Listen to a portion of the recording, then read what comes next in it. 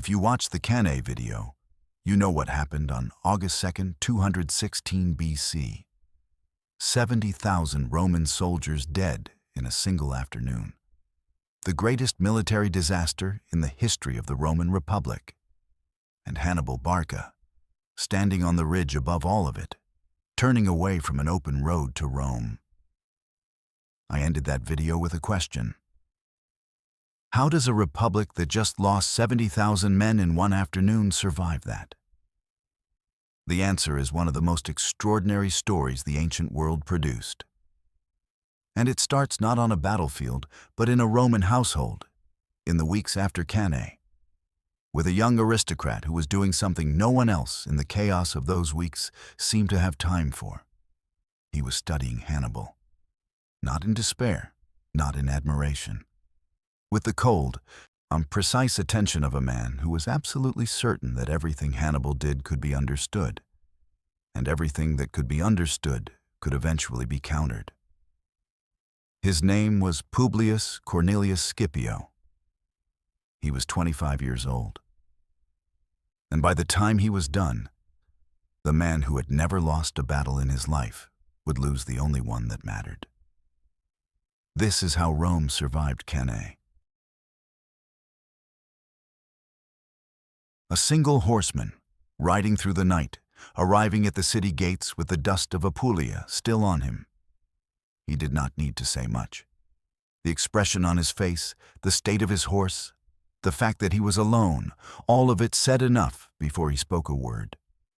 70,000 dead. Both consuls gone.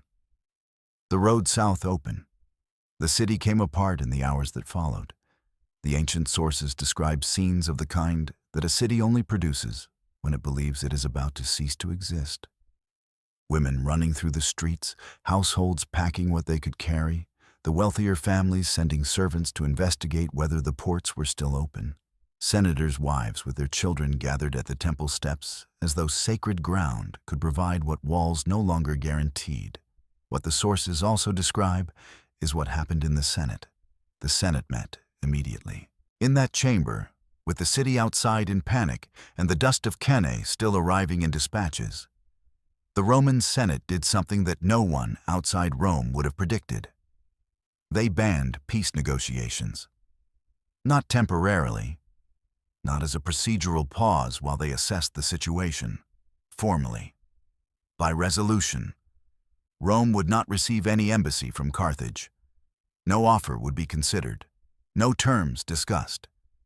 The war would continue. Then they banned public mourning after 30 days. The city needed to function. Grief was a luxury Rome could not afford. Then they began raising new legions. The speed and absoluteness of that response stunned the allies that Hannibal had been counting on. The cities of southern Italy that defected to Carthage after Cannae had done so on a rational political calculation. Rome was broken, Carthage was ascending, and self-interest lay in being on the winning side early. When Rome responded to the worst military defeat in its history, not with collapse, but with institutional fury, that calculation began to look significantly less certain. There was no collapse. There was no negotiation. There was only the grinding, implacable machinery of the Roman Republic turning itself toward continuation of the war, as it had turned itself toward continuation of the First Punic War after disasters at sea, as it had turned toward continuation of every existential conflict it had faced in 2 centuries of fighting. Hannibal had understood many things about Rome. He had not fully understood this. Publius Cornelius Scipio was born into one of the most distinguished families in the Roman Republic in approximately 236 BC, which means he was around 20 years old when Hannibal crossed the Alps and roughly 25 in the aftermath of Cannae. The Scipiones were an old patrician family with generations of consuls, generals, and censors behind them. The kind of family that produced, in Roman terms, the default leadership class of the Republic. His father, Publius Cornelius Scipio the Elder, had been consul in 218 BC and had commanded the Roman force that tried to intercept Hannibal at the Rhone crossing. He had failed to stop the crossing and had sent his army to Spain while returning to Italy himself in time to fight at the Trebia River, where he was wounded. The younger Scipio had been at Trebia as a junior officer. He had survived it, one of the relatively few Romans on the field that day who did. And what he had experienced was not simply the shock of defeat, it was the beginning of an education.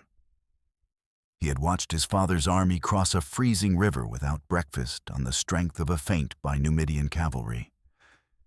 He had watched 30,000 men die because one Roman consul could not resist being provoked.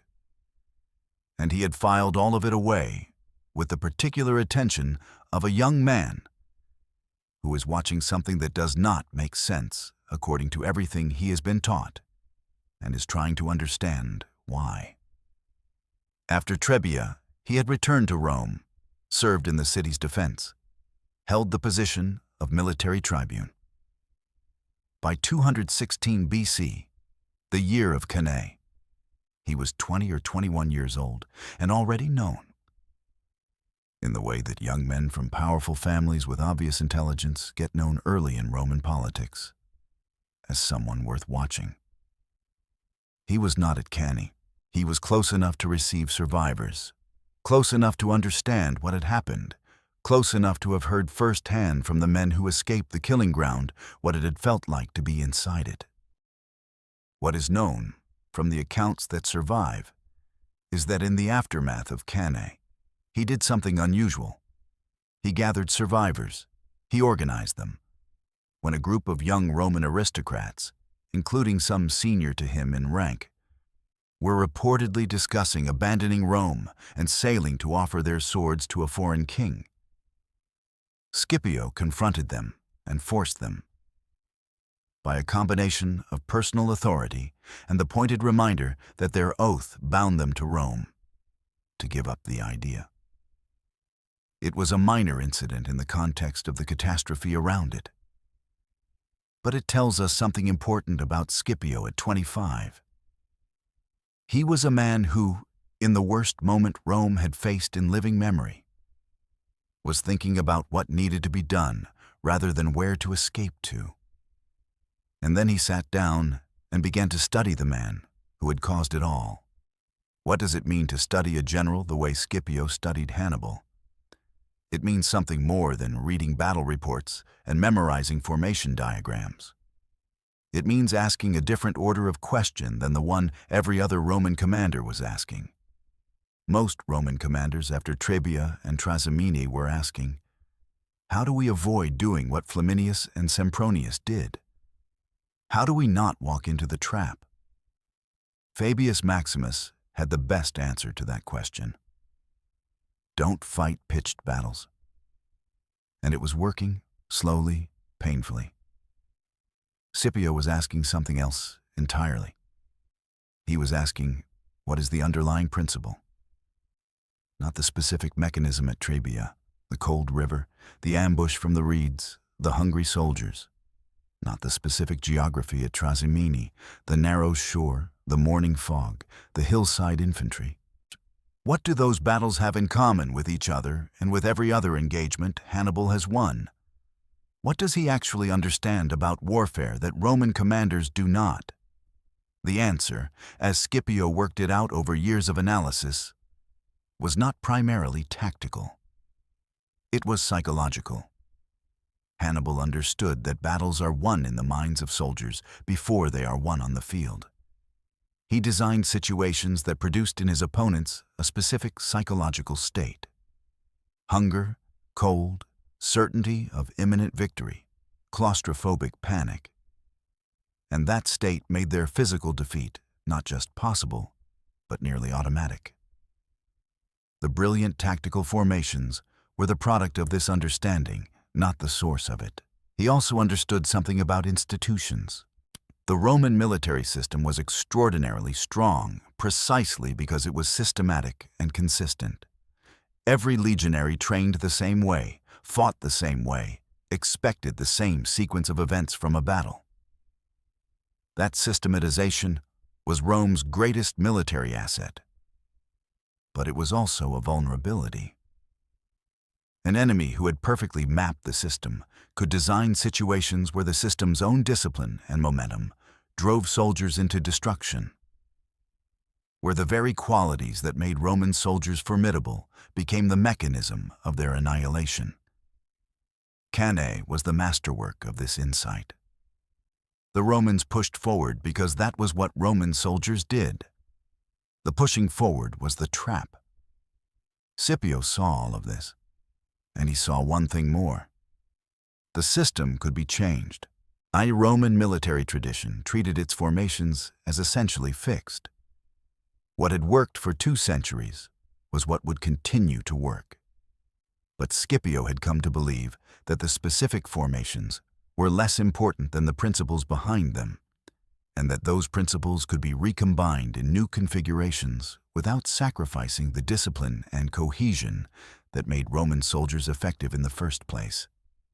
He was, in modern terms, a military theorist operating under battlefield conditions. But he was a theorist who would have to validate his theories in the field against opponents who were trying to kill him and everyone around him. The opportunity came from the worst possible direction. Fabius Maximus had been restored to effective authority almost immediately after Cannae, the man the Roman people had mocked as the delayer, whose strategy of avoiding pitched battle with Hannibal they had rejected so completely that they stripped his powers and elected aggressive consuls who led 86,000 men to annihilation, was now in the wreckage of everything they had preferred. Obviously right. No speeches were needed. The events had made the argument. He did not gloat. Romans of Fabius's generation did not gloat. He simply took up the strategy again and pursued it with the same patient, grinding consistency he had always shown. Shadow Hannibal from the hills, cut off his foraging parties, intercept his supply lines wherever possible. Avoid the pitched engagements that Hannibal's tactical genius made catastrophic. Refuse him the decisive political moment he needed. The collapse of enough Roman allied communities to make Rome's strategic position untenable. The strategy required a quality that Roman political culture made very difficult to sustain. The willingness to watch the enemy do terrible things and not respond directly. Between 216 and 211 BC, Hannibal marched through Italy more or less as he pleased, burning farms, raiding towns, demonstrating Roman military impotence to every Italian community watching from their walls. All of it happening while the Roman army watched from the hills above and did not come down. He could not attack Rome. He had no siege train, no heavy equipment, nothing capable of breaching the walls of a major fortified city. It was a demonstration, an attempt to create enough panic inside Rome to force the Senate to recall the army from Capua in order to defend the capital. The Senate did not recall the army, gathering information with a thoroughness that his subordinates found obsessive, and that his enemies would, each time, discover too late. He built networks of informants among the Spanish tribes. He learned the disposition, strength, and temperament of every Carthaginian commander. He learned where the supply lines were thin, where the tribal alliances were held by coercion rather than loyalty, where a sudden action could have effects far beyond the immediate military result. And he learned that 3 Carthaginian armies were currently spread across Spain, none within rapid marching distance of each other. He had his target, the greatest city on the Iberian Peninsula, magnificently walled, positioned on a promontory surrounded on 3 sides by water. 18 Carthaginian warships in the harbor were captured intact. The administrative apparatus of Carthaginian Spain, the records, the correspondence, the financial documents, all of it fell into Roman hands. The mechanism of Carthaginian coercion was broken. The tribes were free to reconsider their allegiances, and many of them did. Within months, multiple important Spanish communities switched from Carthage to Rome. Scipio's force grew substantially without a pitched battle. His knowledge of the terrain, local Carthaginian dispositions, and intertribal politics expanded enormously through the new allies who brought their knowledge with them. He had fought the war on every level simultaneously: military, political, psychological, logistical. With the same comprehensive approach that Hannibal had used in Italy, and that no Roman commander before Scipio had managed to replicate. He was 27 years old. The Battle of Baecula in 208 BC was the first major engagement in which Scipio faced a Carthaginian army in open field conditions. He combined with the other consul's force in a movement of extraordinary speed. Moving so fast that Hasdrubal did not know he was facing a combined consular army until he was already committed to battle. Hasdrubal was destroyed, his army killed or captured. Hasdrubal himself died on the field. His head was severed and thrown into Hannibal's camp in the south of Italy, because there was no time to coordinate a different plan. Their best troops in the center, their weaker Spanish allies on the flanks. Opposite their weak flanks, Scipio's best Roman legions, arcing outward to envelop. Scipio's Spanish center made a slow, deliberate advance against the Carthaginian center, engaging without committing fully, holding the best Carthaginian troops in place, making them fight without breaking through. While the center traded blows, both Roman wings completed their arc and hit the exposed Carthaginian flanks simultaneously. It was over before Hasdrubal could respond. The envelopment, the Cannae formation, the same principle: lure the enemy into committing to the center, then close the wings, executed now by Rome against Carthage, by a Roman commander who had spent 6 years preparing to use it. Scipio had not merely studied Hannibal. He had mastered him. By 206 BC, the Carthaginian position in Spain was finished. The silver mines, the armies, the tribal alliance network. Tell me which battle you want to see next.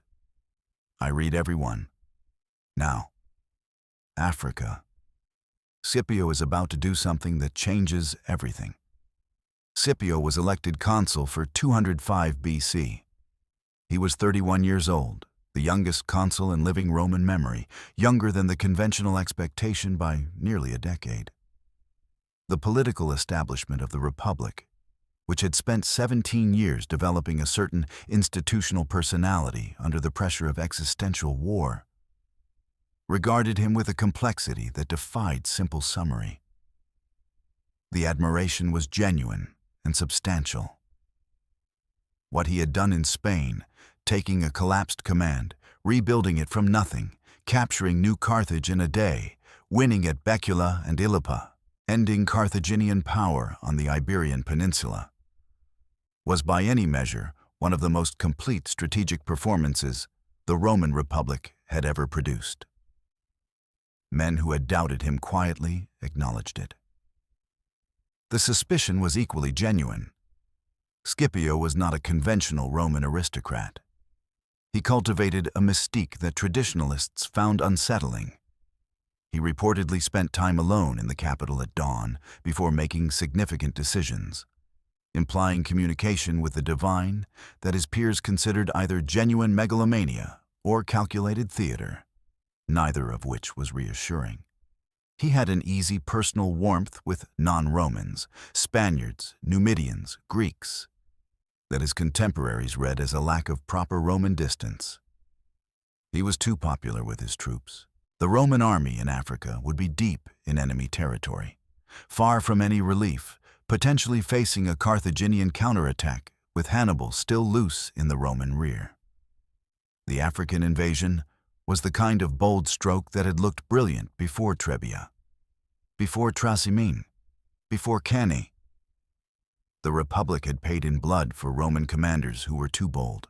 A Roman army marching toward Carthage would not produce in the Carthaginian Senate the resolution that Hannibal's army had produced in Rome.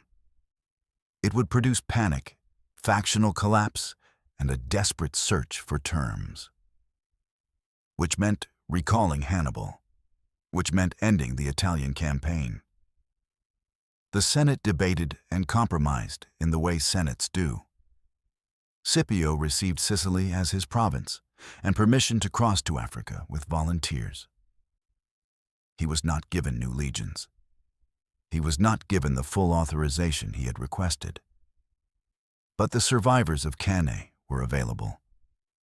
The men who had been exiled to Sicily in 216 BC, stripped of the right to return to Italy until they had redeemed themselves in battle, and the detailed maps assembled from every available source had identified a suitable landing point near Carthage itself.